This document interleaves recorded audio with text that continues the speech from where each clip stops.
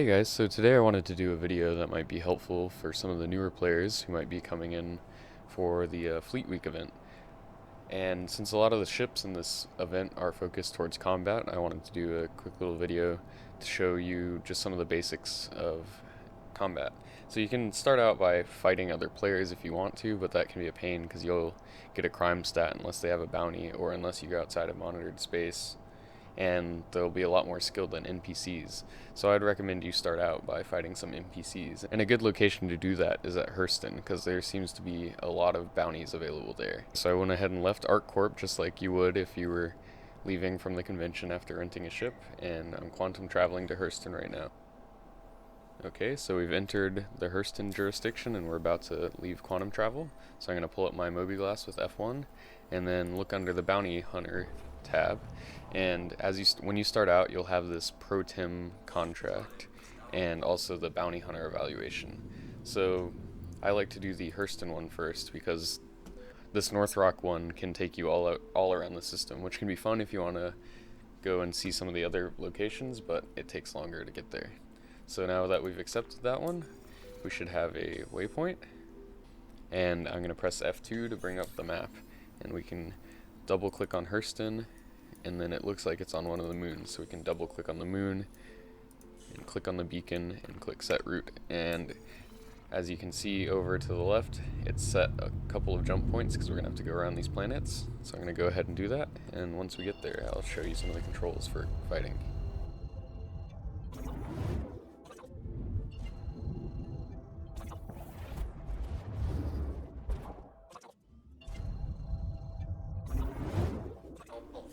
Okay, so before we make this final jump, there's just a few things you're going to want to do to make sure that your ship is ready.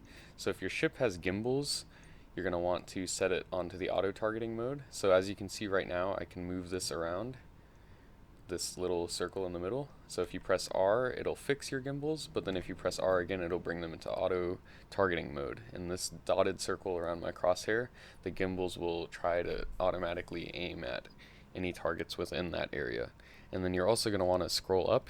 This bar on the left will limit your top speed, so it's currently at the maximum SCM speed, which stands for something. I'll put it up on the screen. But I usually like to have that up all the way just so I can have the maximum speed. Okay, and now we're going to jump in there and do some fighting. Okay, now that we're here, we should see them, and we do see them, but if you don't see your target at first, you can press tab to enter scanning mode, which can sometimes help you locate ships more easily. And then if you hold right click and let go, it'll scan, and then it'll show up a box with some ships.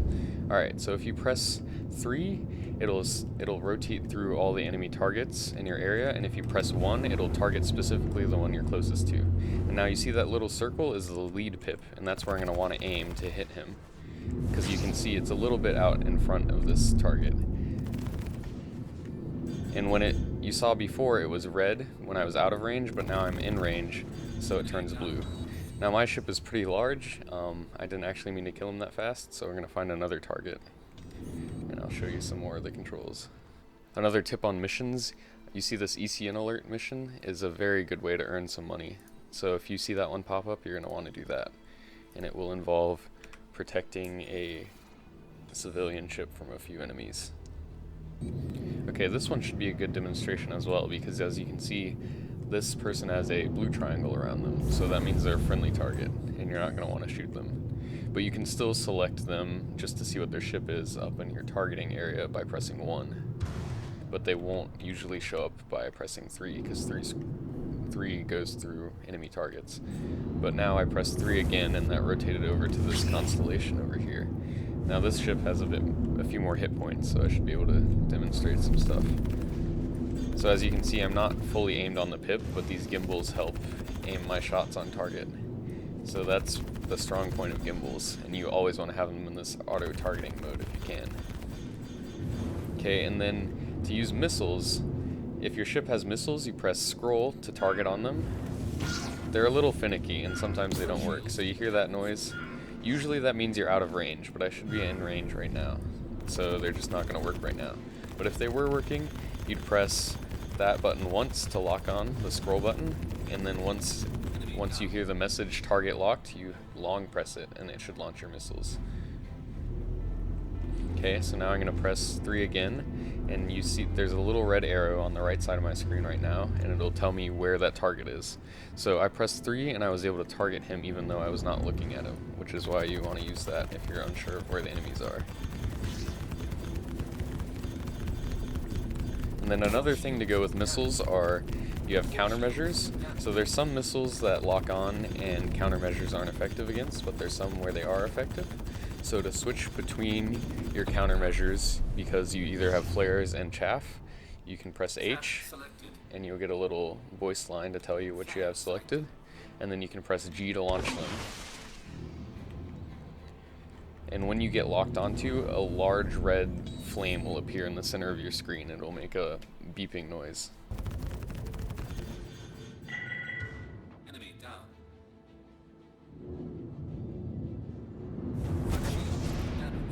Alright, and then a few other things you want to know. Some ships have 2 firing groups of weapons, so if your ship has 2 firing groups, some will be on left click, which are the main ones, but then some may be on right click. But if you don't like that, you can change one of your MFDs to weapons, and then, so you see you go to weapons, and then you have this, and you can go over to guns, and you'll see what group they're on. So if I change 2 of these to group 1, now when I right click they fire, and when I left click these fire. And this menu as well will also tell you how much ammo you have if you have ballistics. So I have lasers, so it's not going to tell me any ammo since I won't run out of ammo, but it'll also tell you how many missiles you have as well. Another thing to know about is shield health. So this is the shield display, and it'll tell you the health of your shield on different areas of your ship. And if you find yourself losing a ton of shield health, then it's usually a good idea to just leave the combat area and wait for it to recharge. Okay, and then one last thing in terms of controls that might be useful is if you go into the power settings in your MFD and you go to items and you find the guns.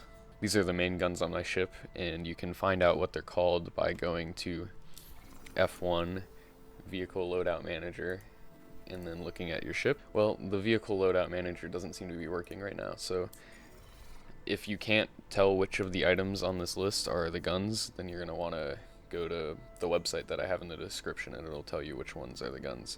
But you can hit this overclock button, and it will reduce the amount of time that you can sustain fire for, but it'll greatly increase your burst damage. So I usually leave that off, but if you're going against a really heavy target, then sometimes it can be a good option to have on. Okay, so now I want to go over the missions that you can do if you want to fight against NPC enemies.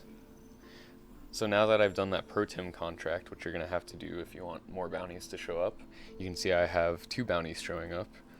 And like I said, Hurston is a good area to find them, but if you do this North Rock Service Group one, you can find them all over the Stanton system. And in terms of enemies, when you do a crime stat level 1 bounty, it'll usually only be a single craft, like it says in the description here. And it almost always is a Mustang Delta. So that has missiles that don't lock on and some light laser weapons, but pretty much any ship that you're going to be renting can deal with that. And then the same thing sort of goes for crime stat 2, except there will usually be 2 of them. So I would say with pretty much any ship, even starter ships, you can take on crime stat level 1 and 2s. Level 3 is a little bit tougher because it can sometimes be 3 fighter craft or 2 fighter craft in a larger ship that they're escorting, like a Caterpillar. But once you take out the fighters, the larger ship isn't that big of a threat. So when you go for those, you want to make sure you take out the fighters first. And then another tip is when you are doing these, you're going to want to accept the call to arms because you can get bonus money for taking out people with a crime stat. So you don't get this reward while you're in a mission, but if you're able to take out the person who the bounty is for first and then take out the accompanying craft afterward, you can get this bonus.